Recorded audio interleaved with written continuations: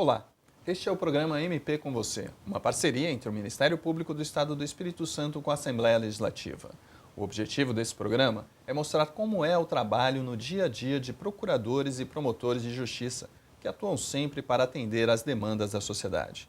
Uma dessas demandas é exatamente a segurança pública. A violência é um dos temas que mais aflige o capixaba e não é difícil de entender o porquê. Todos os dias nos deparamos com crimes e mais crimes. As estatísticas de homicídio no estado equivalem às mortes que ocorrem nos países em guerra. E o pior, as principais vítimas são jovens e também as mulheres, que lideram o triste ranking de homicídios no Brasil.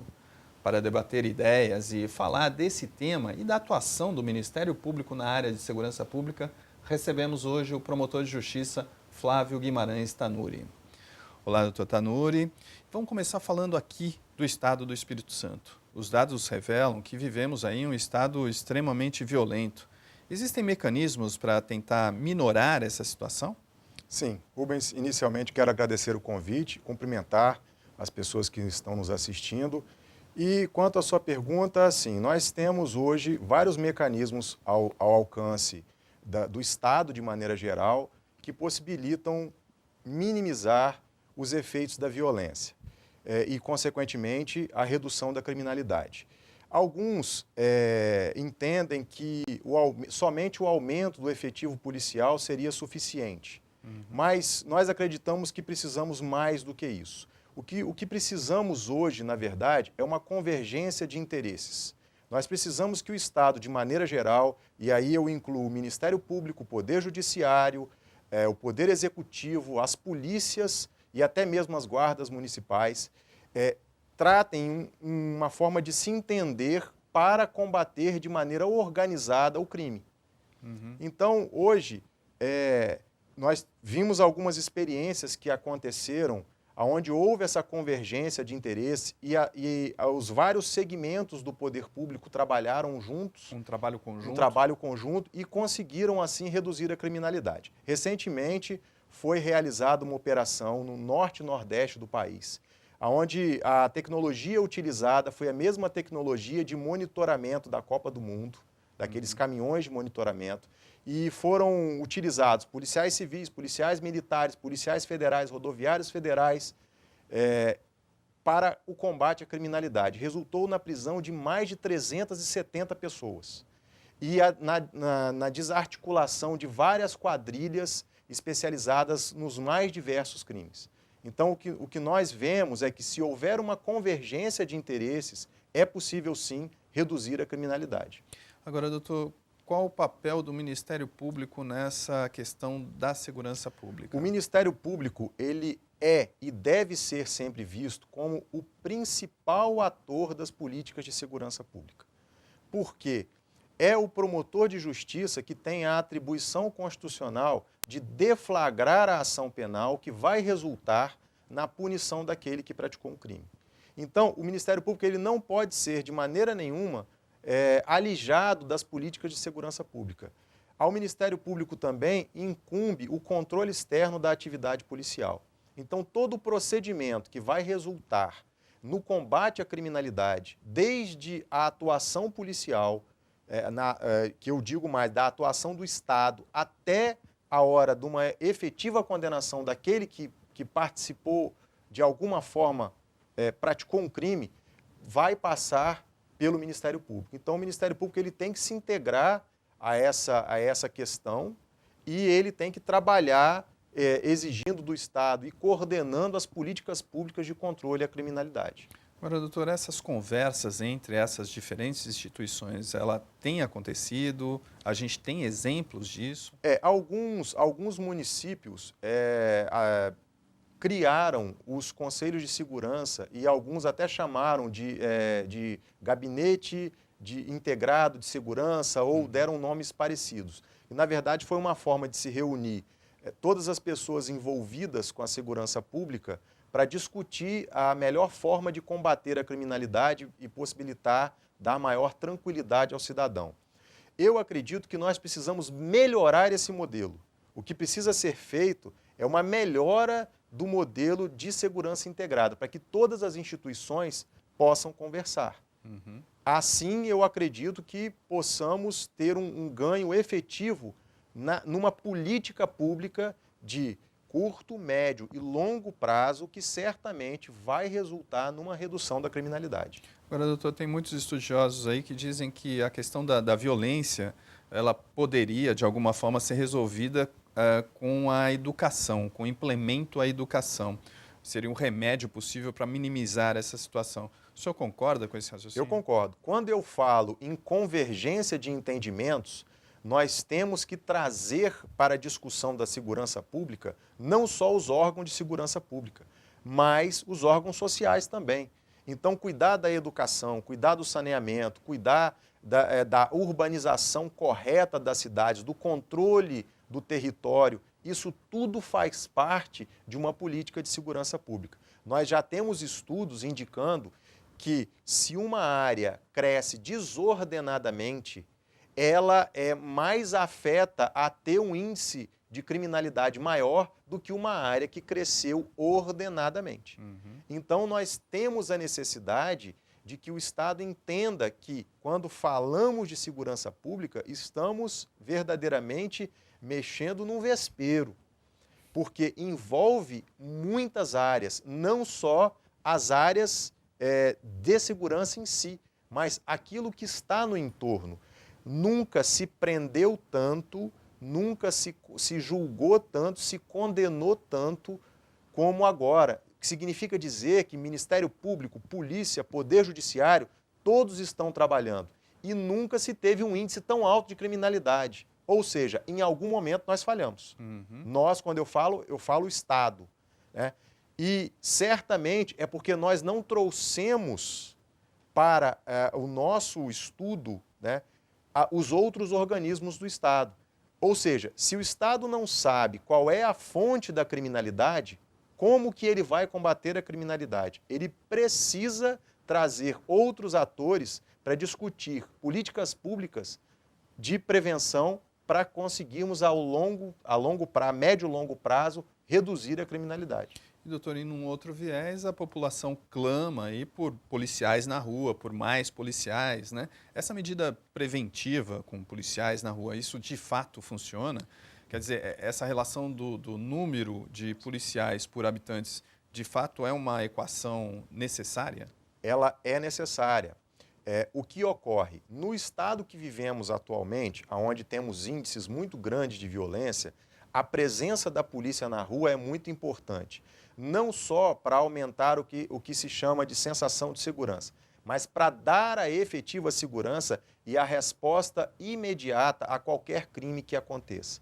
Então, o número de policiais ele precisa ser aumentado. Nós precisamos que criem-se mecanismos de estudo de lotação ideal de policiais, para que, eventualmente, até se aumente o número de cargos previstos em lei para policiais.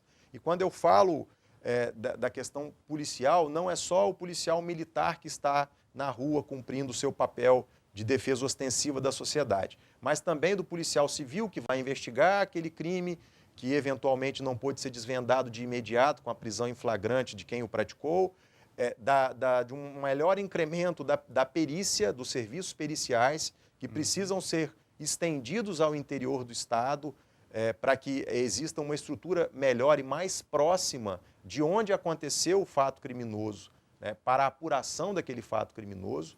Então, nós precisamos de um aumento efetivo de todo o aparato policial. Isso certamente vai contribuir sobremaneira para uma redução da criminalidade. Mas veja só, isso é uma medida que resolve a criminalidade a curto prazo. Seria uma medida até emergencial. Para resolver o problema da criminalidade a médio e longo prazo, nós precisamos da integração de outras políticas públicas, como eu já mencionei antes. Investimento na infraestrutura, na estrutura da polícia, Sim, isso é necessário também? É necessário.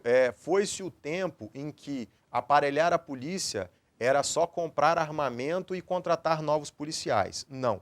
Hoje nós precisamos de mais. Nós precisamos de instalações policiais para que os policiais consigam exercer a sua atividade de maneira adequada. Nós precisamos de equipamentos, até mesmo para proteger o policial em determinadas situações que ele vai enfrentar no dia a dia, né? E nós precisamos, acima de tudo, de que algumas estruturas que só existem na capital do estado sejam também erguidas melhor dizendo, sejam colocadas sucursais no interior do estado, de maneira a possibilitar que o serviço da polícia seja mais rápido, mais ágil. Hoje isso não acontece. Não. Alguns laudos periciais, por exemplo, eles somente são realizados na capital. Nós não temos essa estrutura de peritos no interior. E já passou da hora de haver uma descentralização desse serviço, de maneira que o norte do estado, o noroeste do estado e o sul do estado tenham os seus peritos para que possam realizar um maior número de averiguações relacionadas a crimes nesses locais, para que não haja necessidade de se deslocar perito da capital para o interior para resolver os problemas. Agora, doutor, uma outra linha de raciocínio aí, que me parece um tema bastante polêmico, é a questão do armamento, né? Existem aqueles que defendem que a população, os homens de bem, eles devem também andar armados, né? Por outro lado, a arma nas mãos de civis, a gente sabe que pode trazer ainda mais problemas, né? Como é que o senhor vê essa questão? De fato, é uma questão muito polêmica e existe uma linha muito tênue entre você justificar a autorização para um cidadão, um civil, andar armado com a questão da violência e, ao mesmo tempo, entender que aquele civil armado ele pode ser um fomentador de mais violência. Muitas vezes, numa simples discussão de trânsito, ele vai se sentir autorizado a efetuar um disparo de arma de fogo e vai acabar matando alguém. Bom, essa é uma questão que depende muito da índole de cada pessoa. No meu modo de ver, é válida a autorização para o cidadão ter uma arma no interior da sua residência para a defesa da sua família. Desde que ele comprove que ele tem condições psicológicas e até mesmo treinamento para possuir aquela arma no interior da sua casa. Em relação ao cidadão portar arma na rua, aí tem que haver uma restrição um pouco maior. Se nós formos utilizar um parâmetro de comparação com os Estados Unidos, que é talvez o país que mais incentive o uso de armas de fogo pelos seus cidadãos, exatamente, até mesmo lá existem algumas restrições para que o cidadão possa portar arma. Basicamente, lá existem 3 tipos de licença. A licença para o cidadão ter em casa uma arma de fogo, a licença para o cidadão portar a arma de maneira velada e a licença para ele portar essa arma de maneira ostensiva. E isso varia um pouco de estado para estado.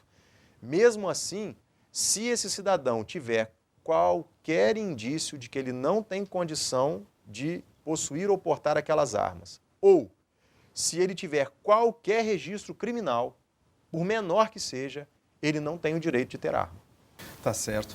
Eu vou pedir licença ao promotor de justiça Flávio Guimarães Tanuri e a você que está nos assistindo. Nós vamos para um rápido intervalo e voltamos para falar mais de segurança pública. Vamos falar do sistema penitenciário, das prisões. As prisões brasileiras e mais especificamente aqui no Espírito Santo conseguem recuperar os apenados?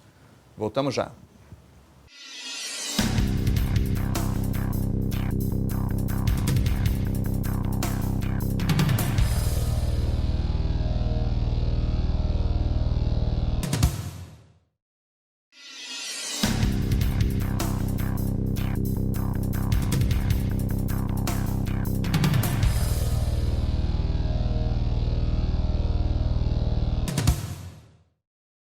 Estamos de volta com o MP com você, um programa do Ministério Público do Estado do Espírito Santo feito para você, cidadão capixaba, em uma parceria com a Assembleia Legislativa. Hoje estamos recebendo aqui nos estúdios da TV Alice o promotor de justiça Flávio Guimarães Tanuri. Nesse bloco, vamos falar um pouco do sistema prisional. Doutor Tanuri, o sistema penitenciário, o nosso sistema prisional, da forma como ele está colocado, ele foi feito para funcionar? Olha, eu acredito que não. Nós temos o problema do sistema penitenciário, ele começou a ser verdadeiramente enfrentado pelo Estado de alguns anos para cá. Foram muitos anos em que o sistema penitenciário ficou jogado às moscas, que o Estado não dava atenção para o sistema penitenciário. Hoje a situação está se modificando e muita coisa já melhorou, mas nós temos muito ainda do que melhorar. Veja bem, Rubens, nós ainda temos um problema sério. O criminoso, ele está preso dentro do sistema penitenciário e mesmo assim ele consegue comandar a sua facção criminosa. Pois é, uma quantidade de celular absurda. Exatamente. Dentro dos presídios entram drogas, entram telefones celulares, entram bebidas alcoólicas, entram de tudo. Então, o que o Estado começou a fazer? Hoje já foi criminalizada essa conduta, né, de entrar com celular, de entrar com bebidas alcoólicas, de entrar com droga, mas nós precisávamos que essa legislação fosse mais rígida, de maneira que aquele que eventualmente fosse praticar esses tipos de crime, ele fosse efetivamente punido. Nós precisamos também de melhorar a maneira de vistoria das pessoas, de revista das pessoas que vão entrar dentro do presídio. E precisamos também monitorar aquelas pessoas que trabalham nos presídios, porque muitas vezes esses tipos de fato acontecem com a conivência daqueles que deveriam estar ali para servir ao Estado e manter o cidadão... A raposa tomando conta do galinheiro. Exatamente, a raposa tomando conta do galinheiro. Agora, doutor, a população carcerária no Brasil é uma das maiores do mundo, né? Prende-se muito aqui. Ao mesmo tempo que o índice de reincidência também é bastante alto. Quer dizer, qual é a alternativa que existe para a população como um todo, né? Pensar realmente na prevenção? Exatamente. Precisamos de pensar na prevenção, mas como eu falei no primeiro bloco, a questão das políticas públicas a longo prazo. O Estado ele precisa detectar qual é a origem da criminalidade, qual é a origem da violência e, através de outros mecanismos que não necessariamente a força policial, porque muitas vezes não é essa a solução, trabalhar aquelas comunidades de maneira a evitar que novos indivíduos ingressem no crime. Nós temos hoje a situação seguinte: normalmente o indivíduo, quando ele ingressa na prática criminosa, ele ainda é menor de idade. Então ele vive ali numa situação de adolescente em conflito com a lei. Muitas das vezes ele é condenado a uma pena de internação numa unidade de menores. Aí ele entra nessa unidade de menores, ele tem lá todo um tratamento diferenciado lá dentro, com assistentes sociais, com ensino de algum tipo de profissão, com alimentação adequada e balanceada e com atividades recreativas, ou seja, ele passa a ter uma vida totalmente diferente daquela que levou ele a praticar aquele ato que o conduziu a uma apreensão e a uma internação numa unidade de menores. E aí ele fica ali, no máximo 3 anos, é daí para menos. Quando ele sai, com o que ele se depara? Com a mesma situação, ou seja, o Estado não trabalhou a outra política pública para tentar ir àquela comunidade, da onde aquele indivíduo saiu, e buscar melhorar aquela situação para quando ele voltar ele encontrar uma outra situação. A mesma coisa acontece com aquele que é maior de idade e pratica crime. Houve uma situação fática que levou ele à prática do crime. Ele vai preso e fica preso durante algum tempo.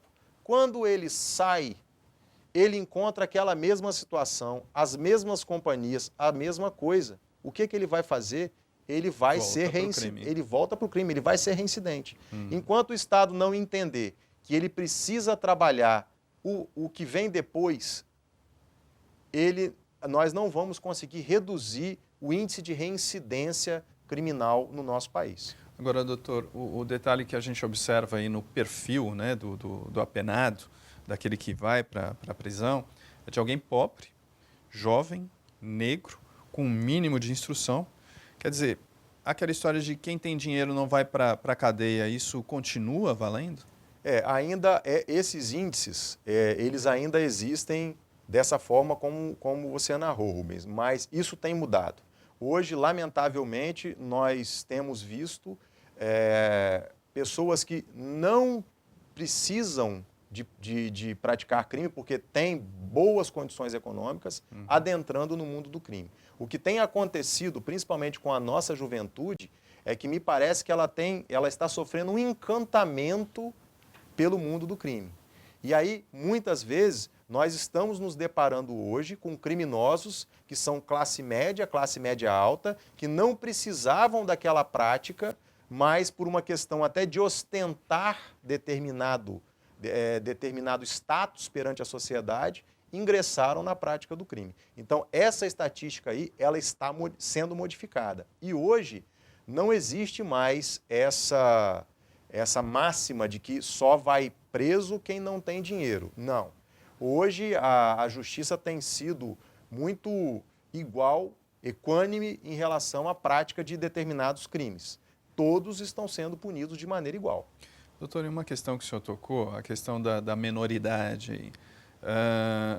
Hoje, a legislação prevê exatamente essa questão, o menor de idade, né, o adolescente, ele pode ficar cumprindo medidas socioeducativas por no máximo 3 anos. Essa questão da menoridade, da maioridade, como é que o senhor vê isso? É outro tema polêmico. Hoje em dia, nós temos alguns políticos e algumas pessoas da sociedade defendendo a redução da maioridade penal. Exato. Eu creio e tenho quase convicção que isso não vai resolver o problema. Muito pelo contrário. O problema vai piorar. Porque vai aumentar de pessoas dentro das prisões. Exatamente. O que nós precisamos é que o Estatuto da Criança e do Adolescente ele seja revisto para que algumas medidas sejam adotadas em relação ao adolescente em conflito com a lei. É preciso que esse tempo de internação aumente, é preciso que exista uma determinação para que as unidades de internação separe menores de maiores. Isso hoje, na maioria das vezes, não ocorre.